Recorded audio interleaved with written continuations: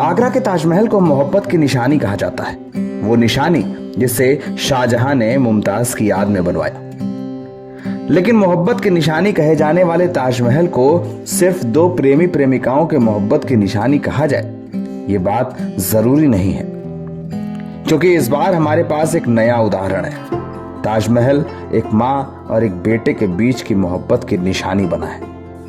वो ताजमहल जो सालों से प्रेमी प्रेमिकाओं के लिए मोहब्बत के इजहार का स्थान रहा है, वो ताजमहल इस बार एक माँ की ख्वाहिश पूरी करने की जगह बना है। कहानी गुजरात जिले से शुरू होती है और आगरा में ताजमहल के दीदार पर खत्म हो जाती है। गुजरात का वो कच्छ जिला जहां पर रहने वाली एक माँ ने अपने बेटे से ये ख्वाहिश की कि वह आखिरी सांस से पहले ताजमहल का दीदार करना चाहती है।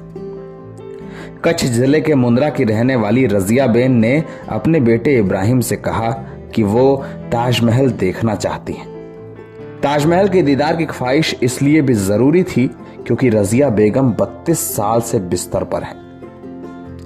कमर की एक बीमारी के कारण रजिया बेगम को स्ट्रेचर पर रखा गया है। 32 वर्षों से उनका बेटा उनकी सेवा कर रहा है, लेकिन इन सब के बावजूद रजिया को ताजमहल देखने की इच्छा हुई तो उन्होंने इस बात को अपने बेटे को बताया। ये कहा कि आखिरी सांस से पहले ताजमहल का दीदार करना है। बेटे ने ख्वाहिश पूरी करने का बीड़ा उठाया और कलयुग का श्रवण कुमार बनकर कच्छ जिले से अपनी मां की यात्रा शुरू कराई। कच्छ से अपनी मां को स्ट्रेचर पर लेकर बेटा 1000 किलोमीटर दूर आगरा पहुंचा। इसके बाद सोमवार को ताजमहल पहुंचा तो मां की आंखों से आंसू निकल पड़े। मां ने अपने बेटे को दुआएं दी, खुदा की शान में नेमतें पढ़ते हुए ये कहा कि खुदा आने वाले वक्त में हर माँ को ऐसा ही बेटा नसीब करे।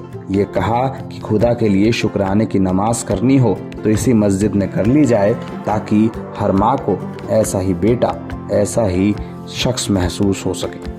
अब जब से 32 इयर्स ओल्ड, मतलब 32 साल से ये बिस्तर में थी और आखिर में मुझे इन्होंने कहा कि मुझे आगरा जाना है। मैंने कहा आगरा कहाँ जाना है?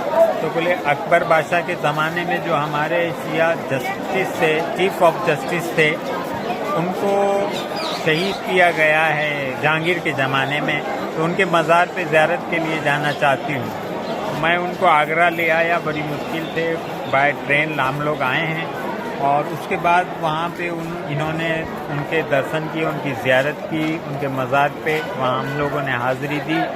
और उसके बाद मैंने कहा और कहीं आप जाना चाहती हैं, आप घूमना चाहती हैं? तो उन्होंने इच्छा जताई कि हाँ अगर हिम्मत हो तो मैं ताजमहल भी देखना चाहती हूँ। तो मैं यहाँ पे ताजमहल इनको दिखाने के लिए ले आया था। लेकिन यहाँ पे प्रशासन की तरफ से ये है कि आप स्ट्रेचर अंदर नहीं ले जा सकते। व्हील चेयर वाला इंसान अंदर जा सकता है, लेकिन स्ट्रेचर वाला इंसान नहीं जा सकता। लेकिन प्रशासन को मैंने दिखाया कि देखिए ये है स्ट्रेचर पोजीशन में, लेकिन वो व्हील चेयर पे ही है।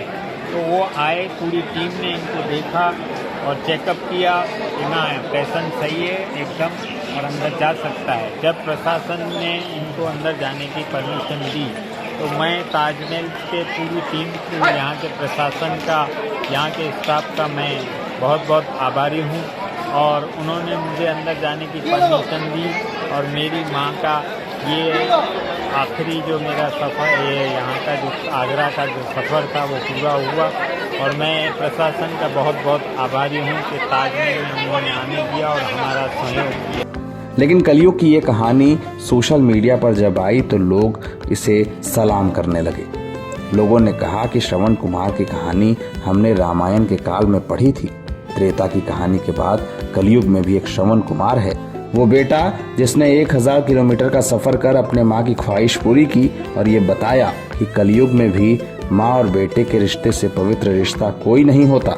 वो बेटा जिसने ये बताया कि अगर हिम्मत हो तो कोई ख्वाहिश बड़ी नहीं होती और अगर जज्बा हो तो ये बताया जा सकता है कि कोई भी काम, कोई भी सफर और कोई भी स्थान मुश्किल नहीं होता।